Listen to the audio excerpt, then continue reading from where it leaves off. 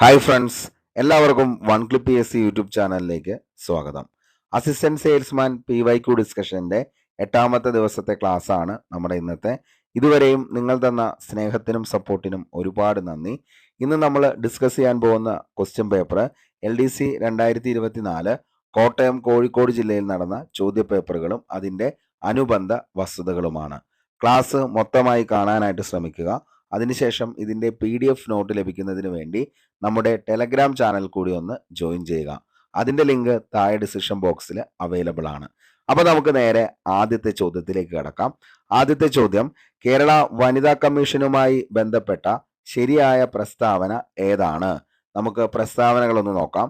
Chairperson Shrimati sati ദേവിയാണ്. രണ്ടാമത്തെ പ്രസ്താവന, സ്ത്രീകൾക്ക് ക്ഷേമവും സുരക്ഷിതത്വവും ഉറപ്പു നൽകാനാണ് കമ്മീഷൻ രൂപീകൃതമായത്. അടുത്തൊരു പ്രസ്താവനയാണ്, കമ്മീഷന് ശിക്ഷാ നടപടികൾ സ്വീകരിക്കാനുള്ള അധികാരമുണ്ട്. 3 പ്രസ്താവന തന്നിട്ടുണ്ട്. അതിൻ്റെ അകത്ത് ശരിയായവ മാത്രം കണ്ടെത്താനാണ് പറഞ്ഞിരിക്കുന്നത്. ഓക്കെ, ആദ്യത്തെ പ്രസ്താവന തന്നെ നമുക്കറിയാം, ഒത്തിരി തവണ കറണ്ട് അഫയേഴ്സിൽ നമ്മളിത് പഠിച്ചതാണ്. അപ്പോൾ അതുകൊണ്ട് തന്നെ ഈ ഒരു പ്രസ്താവന ശരിയാണ്, ചെയർപേഴ്സൺ ശ്രീമതി സതി ദേവി. രണ്ടാമത്തെ പ്രസ്താവനയും നമുക്കറിയാം, സ്ത്രീകൾക്ക് ക്ഷേമവും സുരക്ഷിതത്വവും ഉറപ്പു നൽകാൻ വേണ്ടി തന്നെയാണ് കേരള വനിതാ കമ്മീഷൻ രൂപീകരിച്ചത്. അപ്പോൾ 2 പ്രസ്താവനകൾ നമുക്ക് ശരിയായിട്ടുള്ളത് നമുക്ക് കാണാനായിട്ട് പറ്റും. ഇനി മൂന്നാമത്തെയാണ്, കമ്മീഷന് ശിക്ഷാ നടപടികൾ സ്വീകരിക്കാനുള്ള അധികാരമുണ്ട്. അപ്പോൾ ഇതിൻ്റെ അകത്ത് 2 പ്രസ്താവനകൾ നമുക്കറിയാം. ആ 2 പ്രസ്താവനകൾ വന്നിരിക്കുന്ന ഒരു ഓപ്ഷൻ എന്ന് പറയുന്നത് ഓപ്ഷൻ സി ആണ്. ഇതാണ് ശരിയായിട്ടുള്ള ഉത്തരം എന്ന് പറയുന്നത് ഓപ്ഷൻ സി ആണ്. ഓക്കെ, അപ്പോൾ സംസ്ഥാന വനിതാ കമ്മീഷന്റെ മറ്റ് അനുബന്ധ വസ്തുതകൾ നമുക്കൊന്ന് നോക്കാം. സ്ത്രീകളുടെ അവകാശ സംരക്ഷണത്തിനായി സംസ്ഥാന തലത്തിൽ പ്രവർത്തിക്കുന്നതാണ് സംസ്ഥാന വനിതാ കമ്മീഷൻ എന്ന് പറയുന്നത്. അപ്പോൾ സ്ത്രീകളുടെ അവകാശ സംരക്ഷണത്തിനായി സംസ്ഥാന തലത്തിൽ പ്രവർത്തിക്കുന്നതാണ് സംസ്ഥാന വനിതാ കമ്മീഷൻ. കേരള വനിതാ കമ്മീഷൻ സ്ഥാപിതമായത് എന്നാണ് എന്ന് ചോദിച്ചാൽ മക്കളെ, 1991 കേരള വനിതാ കമ്മീഷൻ നിയമപ്രകാരമാണ് കേരള വനിതാ കമ്മീഷൻ സ്ഥാപിതമായത്. കേരള വനിതാ കമ്മീഷൻ നിയമം നിലവിൽ വന്നത് എന്നാണെന്ന് ചോദിച്ചാൽ മോസ്റ്റ്ലി റിപ്പീറ്റഡ് ആയിട്ടുള്ള ഒരു ചോദ്യമാണിത്. ഇതിന്റെ ഇയറും ഒത്തിരി തവണ PSC ചോദിച്ചേക്കുന്നതാണ്. മറക്കണ്ട, ഓർത്തു വെച്ചോ. 1995 ഡിസംബർ 1 കേരള വനിതാ കമ്മീഷൻ നിയമം നിലവിൽ വന്നത്. അപ്പോൾ കേരള വനിതാ കമ്മീഷൻ നിയമം നിലവിൽ വന്നത് എന്നാണ് എന്ന് ചോദിച്ചു കഴിഞ്ഞാൽ 1995 ഡിസംബർ 1. കേരള വനിതാ കമ്മീഷൻ നിലവിൽ വന്നത് എന്നാണെന്ന് ചോദിച്ചാൽ അത് 1996 മാർച്ച് 14. അപ്പോൾ കേരള വനിതാ കമ്മീഷൻ നിലവിൽ വന്നത് എന്നാണെന്ന് ചോദിച്ചാൽ 1996 മാർച്ച് 14. സ്ത്രീകളെ സംബന്ധിക്കുന്ന എല്ലാ പ്രധാനപ്പെട്ട നയങ്ങളും സംസ്ഥാന സർക്കാർ സംസ്ഥാന വനിതാ കമ്മീഷനോട് കൂടിയാലോചിച്ചാണ് തീരുമാനിക്കേണ്ടത്. അപ്പോൾ സ്ത്രീകളെ സംബന്ധിക്കുന്ന എല്ലാ പ്രധാന നയങ്ങളും സംസ്ഥാന സർക്കാർ സംസ്ഥാന വനിതാ കമ്മീഷനോട് കൂടിയാലോചിച്ചുമാണ് ഇത് തീരുമാനമെടുക്കുന്നത്. കമ്മീഷന് ശിക്ഷാ നടപടികൾ എടുക്കാൻ ഉള്ള അധികാരമില്ല. അപ്പോൾ നമ്മുടെ മൂന്നാമത്തെ പ്രസ്താവനയായിരുന്നു ഇത്. കമ്മീഷന് ശിക്ഷാ നടപടികൾ എടുക്കാനുള്ള അധികാരമുണ്ട്. പക്ഷെ എന്താണ്, സംസ്ഥാന വനിതാ കമ്മീഷന് ഈ പറയുന്ന ശിക്ഷകളിൽ നടപടി എടുക്കാനുള്ള അധികാരമില്ല എന്നുള്ളത് ഓർത്തു വയ്ക്കുക. ഓക്കെ, ഇനി നമുക്ക് ബാക്കി കാര്യങ്ങൾ നോക്കാം. അതായത് കേരള സംസ്ഥാന വനിതാ കമ്മീഷന്റെ ആസ്ഥാനം എവിടെയാണെന്ന് ചോദിച്ചു കഴിഞ്ഞാൽ അത് തിരുവനന്തപുരമാണെന്നുള്ളത് ഓർത്തു വയ്ക്കുക. അപ്പോൾ കേരള സംസ്ഥാന വനിതാ കമ്മീഷന്റെ ആസ്ഥാനം എവിടെയാണെന്ന് ചോദിച്ചു കഴിഞ്ഞാൽ മകളെ തിരുവനന്തപുരമാണ്. സംസ്ഥാന വനിതാ കമ്മീഷന്റെ പ്രഥമ അധ്യക്ഷ മോസ്റ്റ്ലി റിപ്പീറ്റഡ് ആണ്, സുഗതകുമാരിയാണ് സംസ്ഥാന വനിതാ കമ്മീഷന്റെ പ്രഥമ അധ്യക്ഷ. ആരാന്ന് ചോദിച്ചു കഴിഞ്ഞാൽ അത് സുഗതകുമാരിയാണ്. അപ്പോൾ എവിടെയാണ് കമ്മീഷന്റെ ആസ്ഥാനം? തിരുവനന്തപുരമാണ്. ആരായിരുന്നു കമ്മീഷന്റെ പ്രഥമ അധ്യക്ഷ എന്ന് ചോദിച്ചാൽ സുഗതകുമാരിയാണ്. അതേപോലെ തന്നെ രണ്ടാമത്തേത് D ശ്രീദേവിയും മൂന്നാമത്തേത് M കമലവുമാണെന്നുള്ളത് ഓർത്തു വയ്ക്കുക. ഇപ്പോഴത്തെ സംസ്ഥാന വനിതാ കമ്മീഷന്റെ അധ്യക്ഷ ആരാന്ന് ചോദിച്ചാൽ അത് P സതി ദേവിയാണെന്നുള്ളതും ഓർത്തു വയ്ക്കുക. ഓക്കെ, അപ്പോൾ ഇത്രയും കാര്യങ്ങളാണ് ഇതിൻ്റെ അകത്ത് നമുക്ക് ഏറ്റവും ഇമ്പോർട്ടൻ്റ് ആയിട്ട് പഠിക്കാനുള്ളൂ. അപ്പോൾ നമ്മൾ പറഞ്ഞു, ഏറ്റവും ഇമ്പോർട്ടൻ്റ് ആയിട്ടുള്ള എല്ലാ കാര്യങ്ങളും സംസ്ഥാന വനിതാ കമ്മീഷൻ അത് സ്ത്രീകളുടെ അവകാശ സംരക്ഷണത്തിനായി സംസ്ഥാന തലത്തിൽ പ്രവർത്തിക്കുന്നതാണ് സംസ്ഥാന വനിതാ കമ്മീഷൻ. കേരള വനിതാ കമ്മീഷൻ സ്ഥാപിതമായത് 1991 കേരള വനിതാ കമ്മീഷൻ നിയമപ്രകാരമാണ്. അതേപോലെ തന്നെ കമ്മീഷൻ നിയമം നിലവിൽ വന്നത് 95 ഡിസംബർ 1-നും. ഇത് എന്നാണ് നിലവിൽ വന്നതെന്ന് ചോദിച്ചാൽ കേരള വനിതാ കമ്മീഷൻ 96 മാർച്ച് 14 ഓർത്തു വയ്ക്കുക. സ്ത്രീകളെ സംബന്ധിക്കുന്ന എല്ലാ പ്രധാനപ്പെട്ട നയങ്ങളും സംസ്ഥാന സർക്കാർ സംസ്ഥാന വനിതാ കമ്മീഷനോട് കൂടി ആലോചിച്ച് മാത്രമാണ് തീരുമാനമെടുക്കുന്നത്. അതേപോലെ തന്നെ കമ്മീഷന് ശിക്ഷാ നടപടികൾ സ്വീകരിക്കാനുള്ള അധികാരമില്ല എന്നുള്ള കാര്യവും ഓർത്തു വയ്ക്കുക. കേരള സംസ്ഥാന വനിതാ കമ്മീഷന്റെ ആസ്ഥാനം തിരുവനന്തപുരം. പ്രഥമ അധ്യക്ഷയാണ് സുഗതകുമാരി. രണ്ടാമത്തത് ആരാന്ന് ചോദിച്ചാൽ അത് ഡി ശ്രീദേവിയാണ്. മൂന്നാമത്തേത് എം കമലം. സംസ്ഥാന വനിതാ കമ്മീഷന്റെ നിലവിലെ അധ്യക്ഷ ചോദിച്ചു കഴിഞ്ഞാൽ പി സതീദേവിയാണെന്നുള്ളതും ഓർത്തു വയ്ക്കുക. നമുക്ക് അടുത്തൊരു ചോദ്യത്തിലേക്ക് പോകാം. കേരള സംസ്ഥാന തെരഞ്ഞെടുപ്പ് കമ്മീഷനുമായി ബന്ധപ്പെട്ട ശരിയായ പ്രസ്താവന ഏതാണ്? കേരള സംസ്ഥാന തെരഞ്ഞെടുപ്പ് കമ്മീഷനുമായി ബന്ധപ്പെട്ട ശരിയായ പ്രസ്താവന 1, എ ഷാജഹാനാണ് സംസ്ഥാന തെരഞ്ഞെടുപ്പ് കമ്മീഷണർ എന്ന് പറയുന്നത്. നിയമസഭാ തെരഞ്ഞെടുപ്പ് നടത്തുക എന്നതാണ് പ്രധാന ധർമ്മം. തദ്ദേശ സ്വയംഭരണ സ്ഥാപനങ്ങളിലേക്ക് തെരഞ്ഞെടുപ്പ് നടത്തുക. ഇതാണ് 3 പ്രസ്താവന. ഈ 3 പ്രസ്താവനയിൽ നമുക്ക് അറിയാവുന്ന പ്രസ്താവനകൾ ഇതിൻ്റെ അകത്ത് നിലവിലുണ്ട്. അപ്പോൾ ഇതിൻ്റെ ഓപ്ഷനുകൾ നമുക്ക് നോക്കാം. ഓപ്ഷൻ എ എന്ന് പറയുന്നത് ഓൺലി 1 ആൻഡ് 2. അടുത്തത് വരുന്നത് 2ഉം 3ഉമാണ്. അടുത്തത് വരുന്നത് 1ഉം 3ഉമാണ്. അടുത്തത് ഓൾ ഓഫ് ദി എബോവ് ആണ് അടുത്തതിൻ്റെ ഓപ്ഷനായിട്ട് വരുന്നത്. ഓക്കെ, അപ്പോൾ ഇതിൻ്റെ അകത്ത് നമുക്ക് ചോദിച്ചിരിക്കുന്നത് എന്താണ്? ശരിയായ പ്രസ്താവന ഏതാണ് എന്നുള്ളതാണ് നമ്മുടെ ചോദ്യം എന്ന് പറയുന്നത്. ഓക്കെ, അപ്പോൾ ഇതിന്റെ നമുക്ക് നോക്കിക്കഴിഞ്ഞാൽ മനസ്സിലാവും. ഒന്നാമത്തെ പ്രസ്താവന എന്ന് പറയുന്നത് എ ഷാജഹാനാണ് സംസ്ഥാന തെരഞ്ഞെടുപ്പ് കമ്മീഷണർ എന്ന് പറയുന്നത്. ആ ഒരു പ്രസ്താവന ശരിയാണ്. ഓക്കെ, അതേപോലെ തന്നെ നമ്മൾ പഠിച്ചേക്കുന്നതാണ് തദ്ദേശ സ്വയംഭരണ സ്ഥാപനങ്ങളിലേക്കാണ് തെരഞ്ഞെടുപ്പ് നടത്തുക. ഈ 2 പ്രസ്താവനകളും നിലവിൽ ശരിയാണെന്നുള്ളത് നമുക്കറിയാം. അത് വന്നിരിക്കുന്നത് ഓപ്ഷൻ സി ആണ്. നമ്മുടെ ആൻസർ എന്ന് പറയുന്നത് ഓപ്ഷൻ സി ആണ്. കേരള സംസ്ഥാന തെരഞ്ഞെടുപ്പ് കമ്മീഷൻ പഞ്ചായത്ത്, മുനിസിപ്പാലിറ്റി, കോർപ്പറേഷൻ തെരഞ്ഞെടുപ്പുകൾക്ക് മേൽനോട്ടം വഹിക്കുന്നത് സംസ്ഥാന തെരഞ്ഞെടുപ്പ് കമ്മീഷനാണ്. അപ്പോൾ പഞ്ചായത്ത്, മുനിസിപ്പാലിറ്റി, കോർപ്പറേഷൻ തെരഞ്ഞെടുപ്പുകൾക്ക് മേൽനോട്ടം വഹിക്കുന്നത് സംസ്ഥാന തെരഞ്ഞെടുപ്പ് കമ്മീഷനാണ്. സംസ്ഥാന ഇലക്ഷൻ കമ്മീഷനെ കുറിച്ച് പ്രതിപാദിപ്പിക്കുന്ന ആർട്ടിക്കിൾ, വകുപ്പ്, അനുച്ഛേദം ഏതാണെന്ന് ചോദിച്ചാൽ 243 ആർട്ടിക്കിൾ 243 ആണെന്നുള്ളത് ഓർത്തു വയ്ക്കുക. അപ്പോൾ സംസ്ഥാന ഇലക്ഷൻ കമ്മീഷനെ കുറിച്ച് പ്രതിപാദിപ്പിക്കുന്ന വകുപ്പുകളാണ് ആർട്ടിക്കിൾ 243 ആർട്ടിക്കിൾ 243 എന്നുള്ളത്. പഞ്ചായത്തിലേക്കുള്ള സമ്മതിദായക പട്ടിക തയ്യാറാക്കുക, തെരഞ്ഞെടുപ്പുകളുടെ മേൽനോട്ടം, നിയന്ത്രണ ചുമതല വഹിക്കുക തുടങ്ങിയവ സംസ്ഥാന ഗവർണർ നിയമിക്കപ്പെടുന്ന സംസ്ഥാന ഇലക്ഷൻ കമ്മീഷൻ തലവനായ സംസ്ഥാന ഇലക്ഷൻ കമ്മീഷനിൽ നിക്ഷിപ്തമാണ് എന്ന് പരാമർശിക്കുന്ന ആർട്ടിക്കിളാണ് ഏതെന്ന് പറയുന്നത് 243 പാർട്ട് 15. ഓക്കെ, അപ്പോൾ ഇതൊന്ന് ഓർത്തു വെച്ചോ, വെരി വെരി ഇമ്പോർട്ടൻ്റ് ആണ്. അപ്പോൾ പഞ്ചായത്തിലേക്കുള്ള സമ്മതിദായക പട്ടിക തിരഞ്ഞെടുക്കുക, തെരഞ്ഞെടുപ്പുകളുടെ മേൽനോട്ടം, നിയന്ത്രണ ചുമതല വഹിക്കുക തുടങ്ങിയവ സംസ്ഥാന ഗവർണർ നിയമിക്കപ്പെടുന്ന സംസ്ഥാന ഇലക്ഷൻ കമ്മീഷൻ തലവനായ സംസ്ഥാന ഇലക്ഷൻ കമ്മീഷനിൽ നിക്ഷിപ്തമാണ് എന്ന് പരാമർശിക്കുന്ന ആർട്ടിക്കിൾ ചോദിച്ചു കഴിഞ്ഞാൽ 243 പാർട്ട് 15 ആണ്.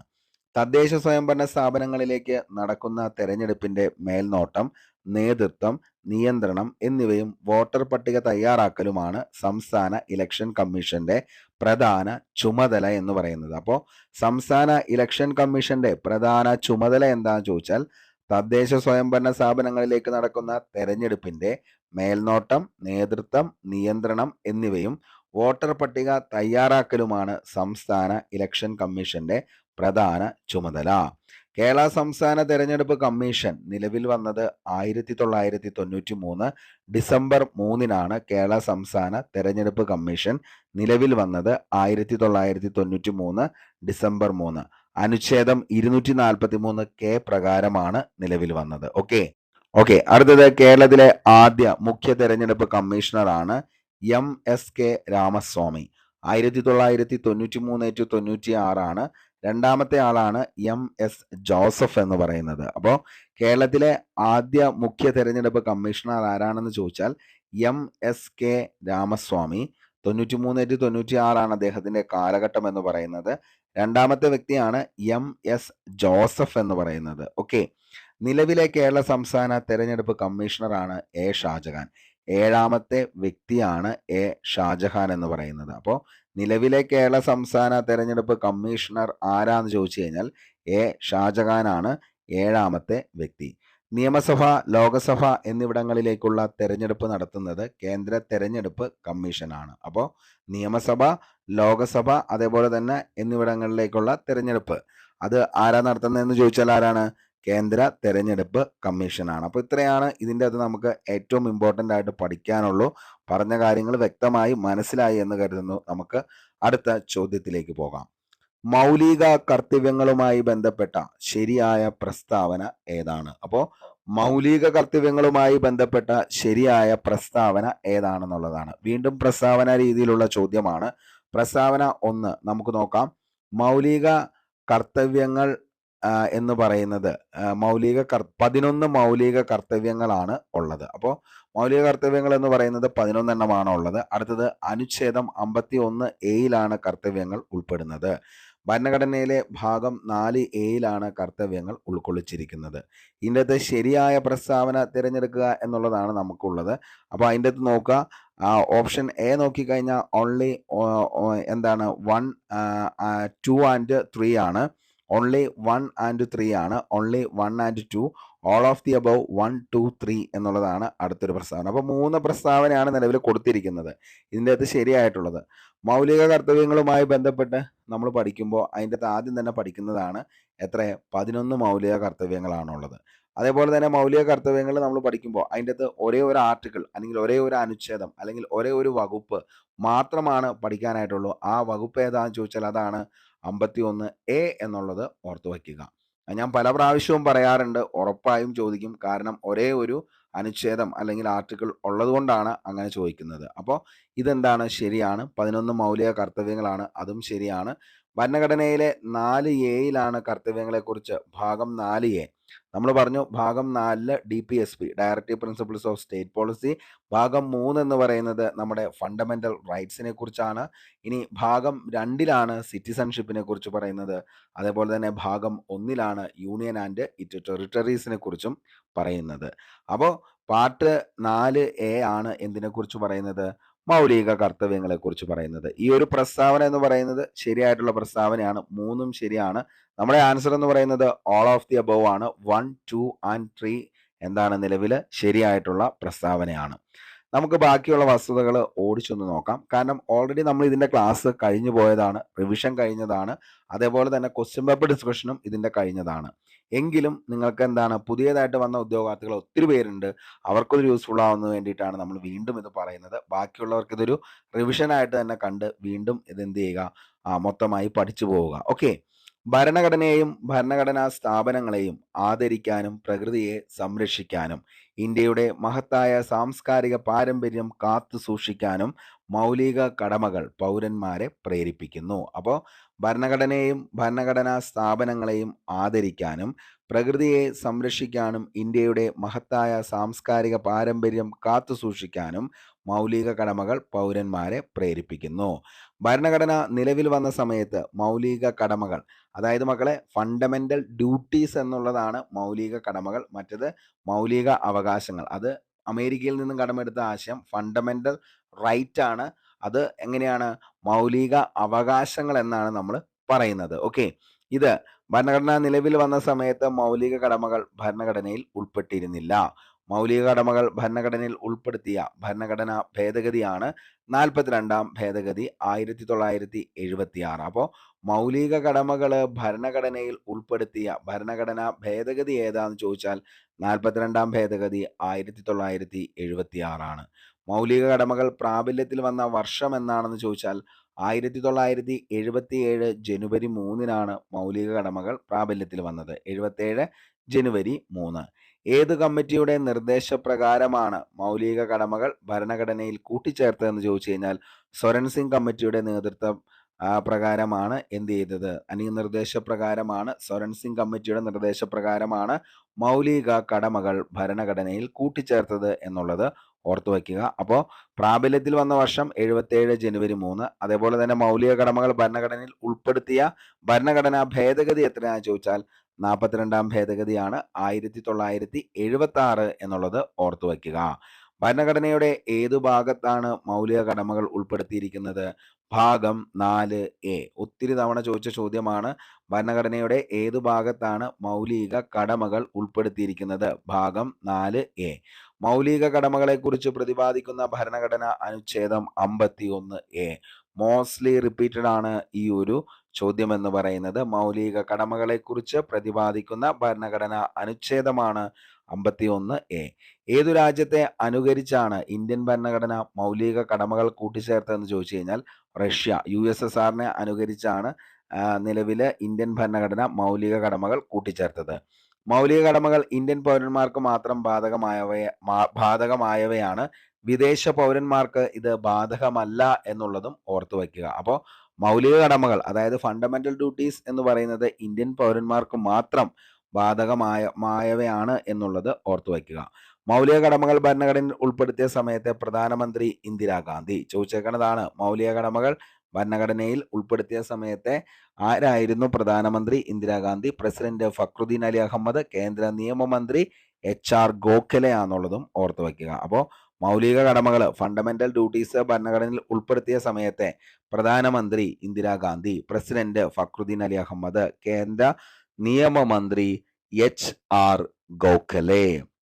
42-ാമത്തെ ഭരണഘടനാ ഭേദഗതിയിലൂടെ 1976 എത്ര മൗലിക കടമകളാണ് ഭരണഘടനയിൽ ഉൾപ്പെടുത്തിയതെന്ന് ചോദിച്ചാൽ 10 മൗലിക കടമകളാണ്. അപ്പോൾ 42-ാമത്തെ ഭരണഘടനാ ഭേദഗതിയിലൂടെ 1976 ഉൾപ്പെടുത്തിയ കടമകൾ എത്ര എണ്ണമാണെന്ന് ചോദിച്ചു കഴിഞ്ഞാൽ 10 എണ്ണമാണ്.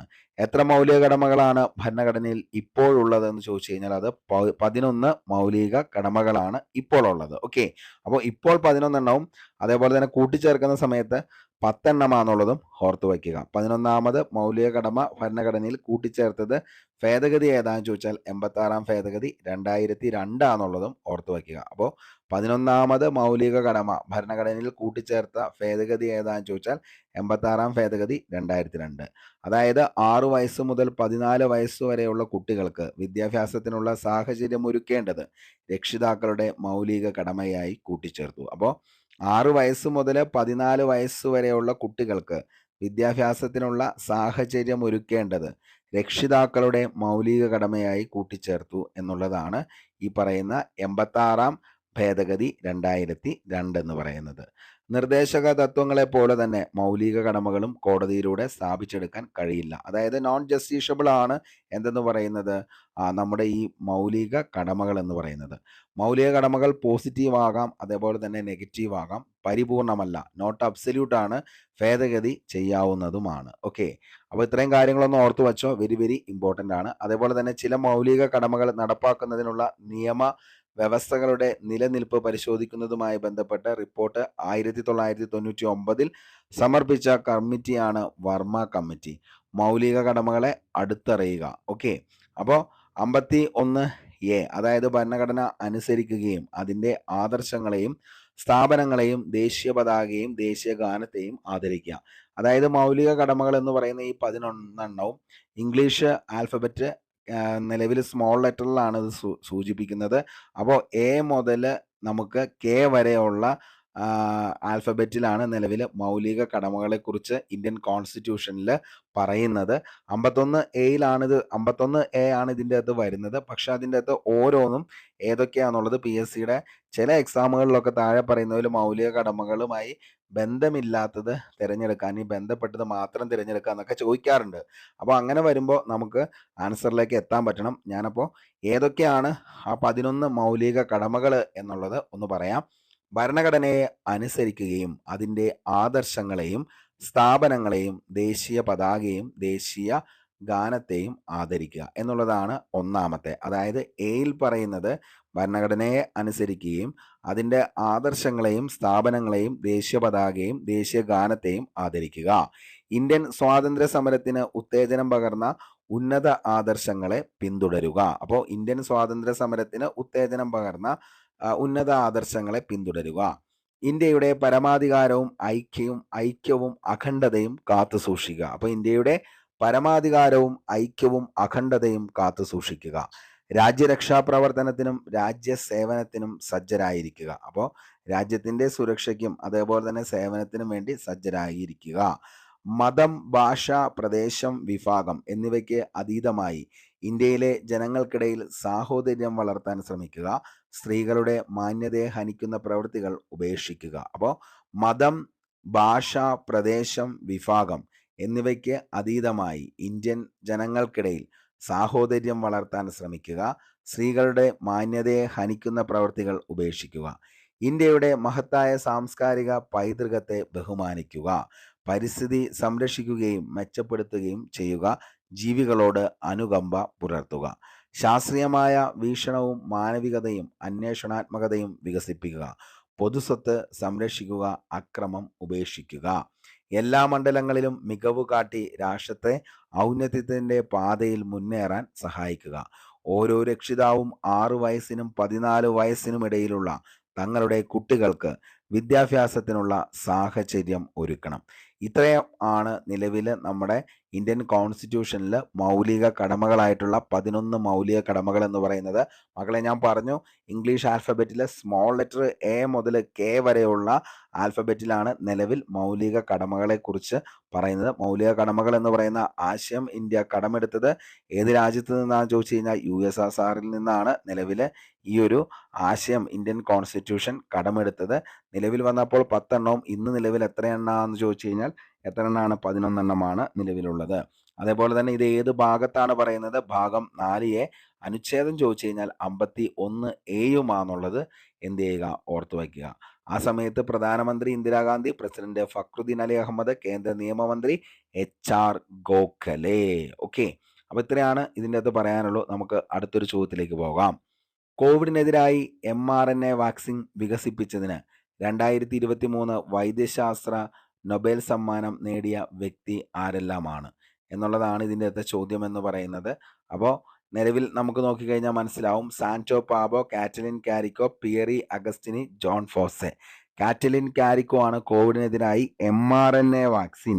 അപ്പോൾ കോവിഡിന് എതിരായി mRNA വാക്സിൻ വികസിപ്പിച്ചത് ആരാന്ന് ചോദിച്ചു കഴിഞ്ഞാൽ കാറ്റലിൻ കാരിക്കോ. നമ്മൾ ഇതിൻ്റെയൊക്കെ കോഡ് ഉൾപ്പെടെ നമ്മൾ വളരെ സെറ്റായിട്ട് 2023 നൊബേൽ പ്രൈസ് മൊത്തം പഠിച്ച് സെറ്റാക്കിയതാണ്. താല്പര്യമുള്ളവർ ആരെങ്കിലും ഉണ്ടെങ്കിൽ ഒന്ന് പറഞ്ഞാൽ മതി. ഞാൻ ആ കോഡ് വീണ്ടും ഒന്നുകൂടി നമ്മുടെ ഗ്രൂപ്പിലേക്ക് ഇട്ടേക്കാം. ഓക്കെ, ഇനി നമുക്ക് നോക്കാം ബാക്കിയുള്ള കാര്യങ്ങൾ. Nobel prize 2024 Victor Ambros USA, Gary Ruvkun USA ആണ്. മൈക്രോ RNAയുടെ കണ്ടുപിടുത്തം, ജീനുകളുടെ പ്രവർത്തനത്തെ നിയന്ത്രിക്കുന്നതിൽ അവയ്ക്കുള്ള പങ്കിനെക്കുറിച്ചുള്ള ഗവേഷണം എന്നിവയാണ് നേട്ടത്തിന് അർഹമായത്. മനുഷ്യനുൾപ്പെടെയുള്ള ബഹുകോശ ജീവികളിൽ അത്യന്താപേക്ഷിതമായ ജീൻ നിയന്ത്രണത്തെക്കുറിച്ചുള്ള ജീൻ റെഗുലേഷൻ പുതിയ തത്വമാണ് ശാസ്ത്രജ്ഞൻ ഗവേഷണത്തിലൂടെ മുന്നോട്ട് വച്ചിരിക്കുന്നത്. അതേപോലെ തന്നെ അത് ആരാന്ന് ചോദിച്ചു കഴിഞ്ഞാൽ ആരാണ്? വിക്ടർ ആംബ്രോസും USA-കാരനാണ്. ഗ്യാരി റൂക്കിൻ എന്ന് പറയുന്നതും ഏതാണ്? USA-കാരനാണ്. ഓക്കെ, അടുത്തത് വിക്ടർ ആംബ്രോസ്. ജനനം 1953 ഡിസംബർ 1 USA-യിലാണ് അദ്ദേഹത്തിൻ്റെ ജനനം. അവാർഡ് സമയത്ത് affiliation UMass Chan medical school Worcester MA USA-യിലാണ് പുള്ളിക്കാരൻ നിലവിൽ. അതേപോലെ തന്നെ ഗാരി റൂക്കിൻ ജനനം 1952 ബെർക്ലിയിലാണ് USA-യിൽ ജനിച്ചത്. അവാർഡ് സമയത്ത് അഫിലിയേഷൻ മാസ്ക്യൂസെൻറ്റേഴ്സ് ജനറൽ ഹോസ്പിറ്റൽ ബാസ്റ്റൺ ആണ് വർക്ക് ചെയ്തുകൊണ്ടിരുന്നത്. School Boston. അതൊക്കെ നമുക്ക് കൂടുതലായിട്ട് പഠിക്കേണ്ട കാര്യമൊന്നുമില്ല. ജസ്റ്റ് ആരൊക്കെയാണെന്നുള്ളതും അവർ ഏത് രാജ്യക്കാരാണെന്നുള്ളതും ജസ്റ്റ് ഒന്ന് ഓർത്തിരുന്നാൽ മതി. 2023 കാറ്റലിൻ കാരിക്കോ ഹംഗറിക്കാരനാണ്. Drew Weissman USA. COVID-19-നെതിരായ ഫലപ്രദമായിട്ടുള്ള mRNA വാക്സിനുകൾ വികസിപ്പിക്കാൻ പ്രാപ്തമാക്കിയ ന്യൂക്ലിയോസൈഡ് ബേസ് പരിഷ്കരണങ്ങളെക്കുറിച്ചുള്ള കണ്ടുപിടുത്തത്തിനാണ് അദ്ദേഹത്തിന് പുരസ്കാരം. കാറ്റലിൻ കാരിക്കോ ആണെങ്കിൽ ജനനം 1955 ജനുവരി 17 സോൾനോക്ക്, ഹംഗറി. അവാർഡ് സമയത്ത് അഫിലിയേഷൻ നിലവിൽ ഹംഗറി യൂണിവേഴ്സിറ്റി ഓഫ് പെൻസിൽവാനിയ ഫിനാൻസിയ USA. ഡ്രൂസ് വൈസ്മാൻ ജനനം 1959 സെപ്റ്റംബർ 7 ലെക്സിംഗ്ടൺ USA ആണ്. മിക്ക ശാസ്ത്രജ്ഞന്മാരും USA-കാരാണ്. പിന്നെ ഇടയ്ക്ക് ഹംഗറി, സ്വീഡനൊക്കെ വരാറുണ്ട്. ഓക്കെ, 2022 സാന്റോ പാബോ ആണ് സ്വീഡൻ. ചോദിക്കാൻ ചാൻസ് ഇല്ല, കാരണം 2022 പോയിട്ടുണ്ട്. മനുഷ്യവംശത്തിന്റെ പരിണാമം ആധുനിക മനുഷ്യനായ ഹോമോസാപ്പിയൻസ് അല്ലാതെയുള്ള വംശനാശം വന്ന ആദിമ നരവിഭാഗങ്ങളുടെ ജനിതക വിവരശേഖരണം എന്നിവയിൽ നൽകിയ സംഭാവനയ്ക്കാണ് പുരസ്കാരത്തിന് അർഹനായത്. ഫോസിലുകളിൽ നിന്ന് DNA വീണ്ടെടുക്കുന്നതിനും വിശകലനം ചെയ്യുന്നതിനുമുള്ള ആധുനിക സാങ്കേതിക വിദ്യയിലൂടെ അദ്ദേഹം പാലിയോ ജിനോംസ് എന്ന ശാസ്ത്രശാലയ്ക്ക് അടിത്തറയിട്ടു. സാന്റോ പാബോ, ജനനം 1955 ഏപ്രിൽ 20, സ്റ്റോക്ക്ഹോം, സ്വീഡൻ. അവാർഡ് സമയത്ത് affiliation Max Planck institute for evolutionary anthropology. ഇനി ഓപ്ഷനിലെ ബാക്കി പിയറി അഗസ്റ്റിനാണ് 2023 ഭൗതികശാസ്ത്രത്തിനുള്ള നൊബേൽ സമ്മാനത്തിന് അർഹനായത്. അതേപോലെ തന്നെ ജനനം 41 ജൂലൈ 23 ടുണീഷ്യയാണ്. ഫ്രഞ്ച് സംരക്ഷിത പ്രദേശമായ ടുണീഷ്യയാണ് ഇപ്പോൾ ടുണീഷ്യ.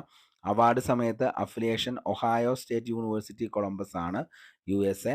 ദ്രവ്യത്തിൻ്റെ ഇലക്ട്രോൺ ഡൈനാമിക്സ് പഠിക്കുന്നതിനായി പ്രകാശത്തിൻ്റെ ആറ്റോ സെക്കൻഡ് പൾസുകൾ സൃഷ്ടിക്കുന്ന പരീക്ഷണാത്മക രീതികൾക്കാണ് നിലവിൽ നൊബേൽ പ്രൈസ് കിട്ടിയത്. ജോൺ ഫോസ് 2023 സാഹിത്യത്തിനുള്ള നൊബേൽ സമ്മാനം കിട്ടിയ വ്യക്തിയാണ് ജോൺ ഫോസ് എന്ന് പറയുന്നത്. അവാർഡ് ലഭിച്ച സമയത്ത് താമസസ്ഥലം നോർവേ, ഓസ്ട്രിയ. പറയാൻ കഴിയാത്തവയ്ക്ക് ശബ്ദം നൽകുന്ന അദ്ദേഹത്തിൻ്റെ നൂതന നാടകങ്ങൾ ഗദ്യത്തിനാണ് നിലവിൽ എന്ത് ചെയ്യുന്നത്, അദ്ദേഹത്തിന് കിട്ടിയത്. ഓക്കെ, അടുത്ത നമുക്കൊരു ചോദ്യത്തിലേക്ക് പോകാം. ചീറ്റ പദ്ധതിയുടെ ഭാഗമായി ആഫ്രിക്കയിൽ നിന്നും ഇന്ത്യയിൽ എത്തിച്ചേർന്ന ചീറ്റകളെ ഏത് ദേശീയോദ്യാനത്തിലാണ് പുനരധിവസിപ്പിച്ചിരിക്കുന്നത് എന്ന് ചോദിച്ചു കഴിഞ്ഞാൽ ഏതാണ്? കൻഹ ദേശീയോദ്യാനം, ഹെമിസ് ദേശീയോദ്യാനം, കുനോ ദേശീയോദ്യാനം, ബന്ദിപ്പൂർ ദേശീയോദ്യാനം. അപ്പോൾ നമ്മൾ ഈ സമയത്ത് ഓൾറെഡി എന്ത് ചെയ്തേക്കുന്നതാണ്, ഈ ഒരു വാർത്ത നമ്മൾ കേട്ടതാണ്. അതുകൊണ്ട് നമുക്കിത് ഉത്തരത്തിലേക്ക് എത്താനായിട്ട് പറ്റും. എവിടെയാണ് ചീറ്റ പദ്ധതിയുടെ ഭാഗമായി ആഫ്രിക്കയിൽ നിന്നും ഇന്ത്യയിൽ എത്തിച്ച ചീറ്റകളെ ഏത് ദേശീയോദ്യാനത്തിലാണ് പുനരധിവസിപ്പിച്ചിരിക്കുന്നത്? കാരണം അന്ന് അത്രത്തോളം വാർത്തയൊക്കെ നേടിയതാണ് ഈ പറയുന്ന കുനോ ദേശീയോദ്യാനം. സ്ഥിതി ചെയ്യുന്നത് ഇന്ത്യയിലെ ഏത് സംസ്ഥാനത്താണെന്ന് ചോദിച്ചു കഴിഞ്ഞാൽ മധ്യപ്രദേശ് ആണെന്നുള്ളത് ഓർത്തു വയ്ക്കുക. ഉത്തരം കുനോ ദേശീയോദ്യാനം. പ്രൊജക്റ്റ് ചീറ്റയുടെ ഭാഗമായി നമീബിയ, ദക്ഷിണാഫ്രിക്ക എന്നിവിടങ്ങളിൽ നിന്ന് ചീറ്റകളെ എത്തിച്ച നാഷണൽ പാർക്കാണ് കുനോ. ഇന്ത്യയിലെ ആദ്യ ചീറ്റപ്പുലി സങ്കേതം നാഷണൽ പാർക്ക് ഏതാണെന്ന് ചോദിച്ചു കഴിഞ്ഞാൽ അത് കുനോ നാഷണൽ പാർക്കാണ്, മധ്യപ്രദേശ്. ഏറ്റവും കൂടുതൽ ദേശീയോദ്യാനങ്ങളുള്ള ഇന്ത്യൻ സംസ്ഥാനം ഏതാണെന്ന് ചോദിച്ചു കഴിഞ്ഞാൽ അത് മധ്യപ്രദേശ് ആണെന്നുള്ളത് ഓർത്തു വയ്ക്കുക. ഏറ്റവും കൂടുതൽ ദേശീയോദ്യാനങ്ങളുള്ള ഇന്ത്യൻ സംസ്ഥാനം മധ്യപ്രദേശ്. ഹിമപ്പുലി പ്രധാന സംരക്ഷിത മൃഗമായിട്ടുള്ള ദേശീയോദ്യാനമാണ് ഹെമിസ് ദേശീയോദ്യാനം. സ്ഥിതി ചെയ്യുന്നത് ലഡാക്കാണ്.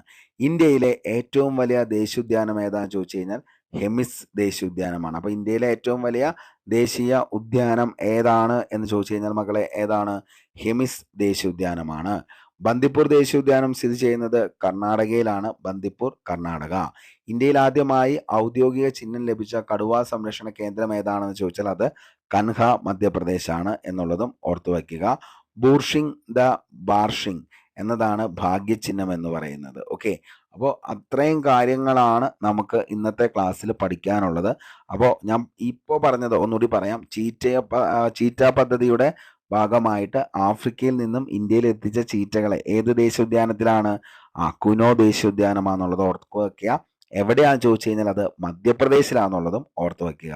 അതേപോലെ തന്നെ ഹെമിസ് ദേശീയോദ്യാനം നമുക്കറിയാം ഹിമപ്പുലി പ്രധാന സംരക്ഷിത മൃഗമായിട്ടുള്ള ദേശീയോദ്യാനമാണ്. ഓക്കെ, അപ്പോൾ ദേശീയോദ്യാനങ്ങളെ കുറിച്ചുള്ളൊരു ക്ലാസ് വരുന്ന ദിവസങ്ങളിൽ നിങ്ങൾക്ക് കിട്ടുന്നതായിരിക്കും. അതിൻ്റെ കൂടെ തന്നെ നമുക്ക് ബാക്കി അനുബന്ധ വസ്തുതകൾ കൂടി പഠിച്ചു പോകാം. അപ്പോൾ ഇത്രയും കാര്യങ്ങളൊക്കെയാണ് നമുക്ക് ഇന്നത്തെ ക്ലാസ്സിൽ പഠിക്കാനായിട്ട് ഉദ്ദേശിച്ചത്. അപ്പോൾ എല്ലാ ദിവസവും നിങ്ങൾക്ക് സിസ്റ്റമാറ്റിക്കായിട്ട് തന്നെ ക്ലാസ് വരുന്നുണ്ട്. കറക്റ്റായിട്ടുള്ള PDF നോട്ട് ഉണ്ട്. അതേപോലെ തന്നെ എല്ലാ വീക്കിലിയും നിങ്ങൾക്ക് റിവിഷൻ പ്ലാനും ഉണ്ട്. അപ്പോൾ അതെല്ലാവരും കൃത്യമായി തന്നെ പഠിക്കുക. അതേപോലെ തന്നെ ഇതൊക്കെ നിങ്ങൾ എന്ത് ചെയ്യുക, മാക്സിമം മറ്റുള്ളവരിലേക്ക് ഒന്ന് ഷെയർ ചെയ്യുക, ലൈക്ക് ചെയ്യുക, സപ്പോർട്ട് ചെയ്യുക. അപ്പോൾ നിങ്ങളുടെ സപ്പോർട്ടും ഷെയറും ഒക്കെയാണ് നമുക്ക് മുന്നോട്ടേക്കുള്ള ഏറ്റവും വലിയ പ്രയോജനം. ഇന്ന് പഠിച്ച കാര്യങ്ങളൊക്കെ അടുത്തുള്ള എക്സാമുകളിൽ വരട്ടെ എന്ന് ആത്മാർത്ഥമായി സർവേശ്വരനോട് പ്രാർത്ഥിക്കുന്നു. അതേപോലെ തന്നെ എന്തെങ്കിലും ഡൗട്ട്സ് ഉണ്ടെങ്കിൽ താഴെ കമൻറ്റ് ബോക്സിൽ നിങ്ങൾ എന്ത് ചെയ്യുക, നിങ്ങളൊന്ന് ജസ്റ്റ് ഒന്ന് മെൻഷൻ ചെയ്താൽ മതി. അതേപോലെ തന്നെ നമ്മുടെ ഓൾറെഡി നമ്മളിത് പഠിച്ച് കഴിഞ്ഞ് പോയതാണ് നൊബേൽ പ്രൈസ്. അതിലെന്തെങ്കിലും ഡൗട്ട്സ് ഉണ്ടെങ്കിൽ അതിൻ്റെ നിലവിലെ കോഡ് വെച്ച് നമ്മൾ പറഞ്ഞ കാര്യങ്ങൾ നിലവിൽ നമ്മുടെ ചാനലിൽ തന്നെ കിടക്കുന്നുണ്ട് കറണ്ട് അഫയേഴ്സിൽ. അപ്പോൾ അത് വേണമെങ്കിൽ ഞാൻ ഒന്നുകൂടി നമ്മുടെ ഗ്രൂപ്പിലേക്ക്, ടെലഗ്രാം ഗ്രൂപ്പിലേക്ക് അതിൻ്റെ ലിങ്ക് ഒന്ന് ഷെയർ ചെയ്തേക്കാം. താല്പര്യമുള്ളവരൊന്ന് പറഞ്ഞാൽ മതി. അപ്പോൾ ഇത്രയും കാര്യങ്ങളൊക്കെയാണുള്ളൂ. എല്ലാവർക്കും ക്ലാസ് ഇഷ്ടപ്പെട്ടു എന്ന് തന്നെ കരുതുന്നു. അപ്പോൾ നമുക്ക് പുതിയൊരു വീഡിയോയുമായി വീണ്ടും കണ്ടുമുട്ടാം. അതുവരത്തേക്കും short break. Signing off, Arun Kombanadan. Thank U.